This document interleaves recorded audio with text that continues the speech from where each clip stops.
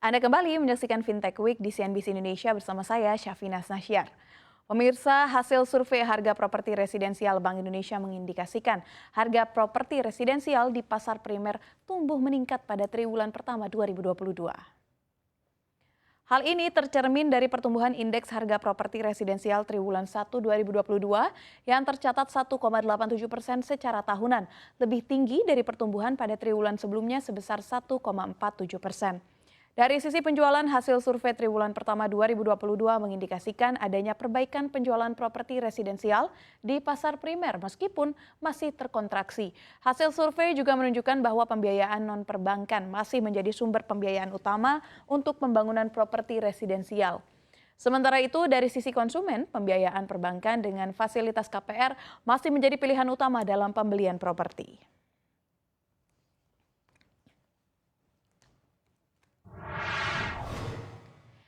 Ya, dan untuk membahas hal ini kita telah hadirkan di tengah kita CEO dan co-founder dari PT Dana Syariah Indonesia, Bapak Taufik Al-Jufri. Selamat pagi, Pak.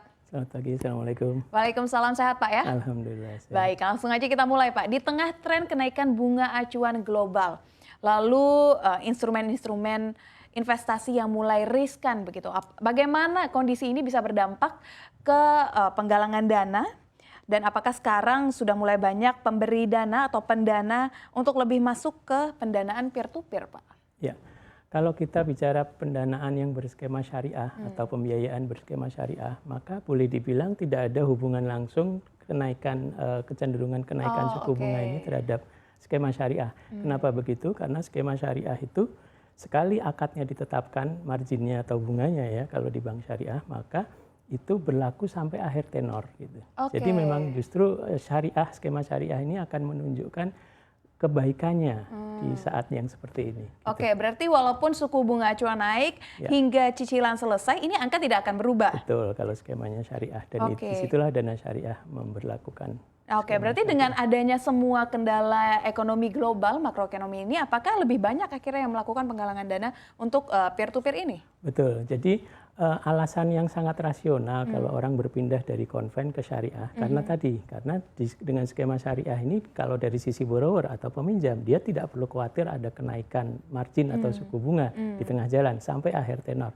Kemudian dari sisi lender, pemilik dana pun juga yang skema syariah, Dana Syariah ini returnnya masih 3 kali lipat sekarang. Misalnya nanti ada kenaikan suku bunga menjadi mungkin 2 kali lipat, tapi ya intinya masih berlipat-lipat. Oke. Gitu. Sebelum kita berbicara lebih jauh, Pak Taufik, boleh diberikan gambaran sedikit bagaimana sebenarnya cara kerja dari Dana Syariah ini? Ya, Dana Syariah ini kan sebagai layanan keuangan yang berupa aplikasi yang bisa di-download di App Store atau Google Apps gitu ya, yang bisa dimanfaatkan oleh pemilik dana yang punya kelebihan dana, walaupun kelebihannya tidak terlalu besar, 1 juta juga boleh. Dan di sisi lain, orang yang ingin mengajukan pembiayaan di bidang properti, baik itu developer, pengusaha, maupun end user, orang yang ingin memiliki rumah. Jadi Dana Syariah di tengah. Bagi orang yang ingin mengajukan pembiayaan, Dana Syariah akan memitigasi resiko, menganalisis, kemudian ditawarkan di aplikasi Dana Syariah. Nah, disitulah pendana, pemilik uang yang uangnya tidak harus banyak ya, 1 juta atau kelipatannya, bisa masuk melalui aplikasi. Oke, berarti dapat dikatakan Dana Syariah ini jembatannya. Persis, ya. End user ini adalah orang-orang yang ingin memiliki properti, bisa memang pengembang, bisa end user, lalu pemilik dana. Jadi pemilik dana akan memasukkan dananya ke Dana Syariah, lalu Dana Syariah yang akan mengolah. Seperti itu ya. Lantas, ini dari sisi imbal hasil, apakah masih sangat kompetitif di pasar jika kita dibandingkan dengan produk penanaman saham lainnya gitu kan? Apakah apa saja nih kelebihan jika kita menaruh dana kita di Dana Syariah? Ya, jadi memberikan pendanaan melalui aplikasi Dana Syariah ini karena ini adalah memanfaatkan teknologi ya. Jadi di Dana Syariah terjadi efisiensi yang luar biasa. Dengan efisiensi itu maka Dana Syariah bisa memberikan return ya kepada pemilik dana yang saat ini boleh dibilang 2,5 sampai 3 kali lipat dari instrumen pendanaan di tempat lain. Oke. Ya, jadi sehingga ini menjadi sangat rasional untuk pemilik dana memasukkan dananya melalui Dana Syariah. Dan karena ini rasional, maka bukan hanya Muslim yang bisa memasukkan dana di dana syariah, bahkan yang non-Muslim sekalipun gitu. Bahkan sekarang ini sudah 20% lebih dari pemilik dana itu maupun dari sisi pembiaya non-Muslim. Jadi memang skema syariah ini untuk semuanya begitu. Sejauh ini pendana dari dana syariah ini udah seberapa banyak Pak? Dan bagaimana dengan para orang-orang yang membutuhkan pembiayaan ini, Pak? Ya, dari sisi lender atau pemilik dana sudah lebih dari 200.000 yang itu aktif ya. Kalau yang nggak aktif dicampur ya bisa sampai 700.000, tapi yang aktif sekitar 200.000-an. Itu yang rutin mereka memberikan pendanaan ke proyek-proyek yang ditawarkan. Kemudian dari sisi borrower atau pengajuan pembiayaan itu sudah ada sekitar 400 sampai mendekati 1.000 ya, 400 sampai 500 bergerak ke arah 1.000. Oke, tadi kan dibilang angka imbal hasil yang bisa diterima itu kira-kira 2 sampai dengan 3%. Apakah ini stagnan Pak atau 2 sampai 3 kali lipat? 2 sampai 3 kali lipat dari instrumen lain. Oke, dari instrumen lainnya. Ini apakah stabil atau apa yang bisa menyebabkan angka ini berubah-berubah, Pak? Ya. Karena basis returnnya itu berasal dari bisnis properti yang mungkin Syaf tahu juga, bisnis properti ini kan marginnya tinggi ya. Sehingga margin yang tinggi inilah yang di-share ke pemilik dana. Jadi margin properti itu ada yang satu tahun itu 30, 40 bahkan 50%. Di properti itu biasa. Nah, hasil itulah yang dibagi di-share secara syariah dalam skema syariah kepada pemilik dana yang memasukkan dananya ke proyek tersebut. Jadi marginnya tinggi karena bisnisnya properti. Oke, tapi sebenarnya di kondisi inflasi saat ini, apakah demand akan properti itu masih tinggi, Pak? Ya, kalau kita bicara properti di tingkat kebutuhan yang dasar ya, kan sandang, pangan, papan ya. Papan itu kan kebutuhan dasar. Ada konsumen-konsumen yang mencari properti untuk rumah pertama, rumah yang untuk ditinggali, bukan untuk investasi. Nah, di sini mereka punya kebutuhan. Nah, karena kebutuhan properti ini untuk ditinggali sebagai kebutuhan primer, maka harga berapapun ya kita bisa bilang tidak pengaruh, seperti minyak goreng harga 2 kali lipat tetap antri gitu ya, karena masuk ke sektor kebutuhan dasar gitu. Nah, di properti ini ada juga yang masuk ke kebutuhan dasar. Seperti yang sering kita dengar ada backlog ya, pengadaan rumah yang sampai belasan juta. Nah, belasan juta itu orang-orang yang belum mendapatkan rumah untuk ditinggali untuk kebutuhan dasarnya. Artinya prospek bisnis properti ini masih sangat luar biasa. Oke, biasanya rumah yang di kisaran harga berapa Pak yang paling diminati? Apakah 500 juta ke atas sampai dengan 1 M atau ada angka tertentu Pak? Nah, biasanya kalau yang masuk ke kebutuhan primer tadi, yang untuk ditinggali sendiri, untuk end user, itu di bawah 500 juta. Nah, yang di atas 500 juta sampai 1 M, kemudian 1 M sampai 2 miliar itu bervariasi. Ada yang untuk investasi, ada yang untuk rumah kedua, dan seterusnya. Oke, kalau untuk dana syariah sendiri di kategori properti, banyaknya di kategori apa Pak? Nah, di dana syariah ini borrower yang mengajukan pendanaan ini dua, dari sisi developernya, pengusahanya yang dia sudah punya pemesan, kemudian membutuhkan modal ya, kita carikan pendanaan dari masyarakat, kemudian dari end user KPR, kredit kepemilikan rumah syariah, mereka membutuhkan pembiayaan untuk memiliki rumah. Nah, mengapa mereka mengajukannya ke dana syariah? Karena tidak ada produknya itu di perbankan. Misalnya untuk non-karyawan. Bank biasanya lebih suka memprioritaskan yang karyawan, yang fixed income.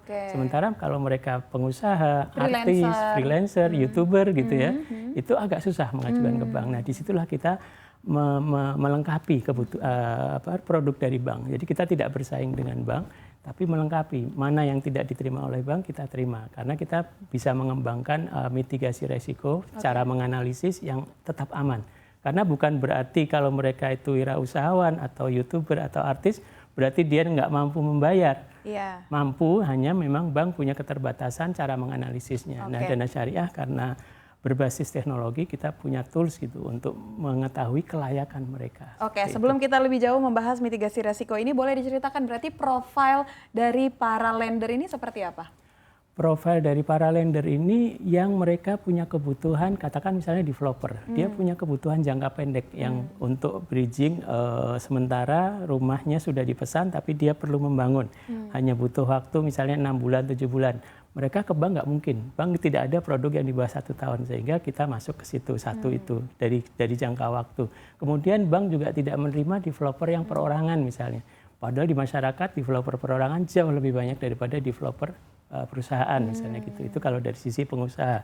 Kemudian dari sisi end user, kepemilikan rumah seperti yang tadi saya sampaikan, bank lebih suka yang fixed income, karyawan. Padahal karyawan ini hanya mungkin kurang dari separuh masyarakat. Nah yang separuh lainnya mau kemana ini? Jadi kita masuk ke situ, kita melengkapi produk bank. Jadi artis, wirausahawan, contohnya misalnya pengusaha yang di Tanah Abang misalnya, omset per harinya 100-200 juta bahkan miliaran, itu kalau ke bank susah. Iya, karena mungkin kenapa bank memilih yang fixed income agar mereka bisa memetakan pendapatan setiap bulannya, jadi bisa memprediksi apakah bisa membayar bulan ini atau tidak, mungkin seperti itu kali ya Pak ya? Betul, tapi ternyata memang tidak berarti kalau ditolak bank itu berisiko. Jadi kita sudah punya mitigasi resiko, punya toolsnya untuk bisa melihat kelayakan mereka. Nah, jadi bukan berarti yang tidak ada produknya di bank itu berarti mereka tidak layak. Mereka layak, hanya pendekatan toolsnya yang bank belum mengembangkan. Nah, ini menarik Pak. Bagaimana caranya Dana Syariah ini bisa menganalisis, oke, orang ini pantas untuk bisa mendapatkan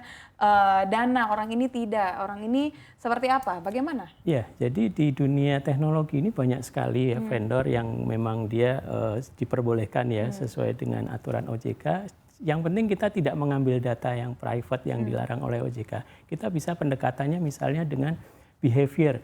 Jadi dengan nomor handphone seseorang, kita bisa tahu behaviornya tanpa harus mengambil datanya. Karena mengambil datanya kan dilarang oleh OJK. Nah, teknologi semacam itu banyak yang bisa kita manfaatkan ya. Tentu itu dengan petunjuk yang sudah disetujui oleh OJK. Nah, tools-tools itulah yang membantu kita bisa menganalisis dengan cepat, akurat, dan murah gitu. Sehingga dari situlah kita bisa melayani yang tidak dilayani oleh bank. Oke, Gitu. ini sistem kerjanya Dana Syariah tuh artinya kita para pemberi dana atau pendanaan ini bisa melihat dana kita nantinya akan disalurkan kemana atau memang sudah ditentukan oleh Dana Syariah itu sendiri? Jadi seperti kalau kita belanja online, mungkin Syaf sering belanja cabai ya di online itu misalnya. Nah seperti itu persis, jadi kita pertama masuk download aplikasinya, semudah itu juga. Kemudian nanti kita setelah masuk, kita akan ditawari mau masuk di proyek yang mana. Oke, ada etalasenya. Ada etalasenya, yang isinya proyek, di situ marginnya berbeda-beda. Kalau kita seperti lihat di toko online, harganya beda-beda gitu ya. Lokasinya juga beda-beda. Ada yang misalnya di Medan, oh saya pilih proyek yang di Medan aja deh, supaya bisa mengunjungi lebih dekat gitu. Seperti itu. Jadi semudah belanja online sebetulnya.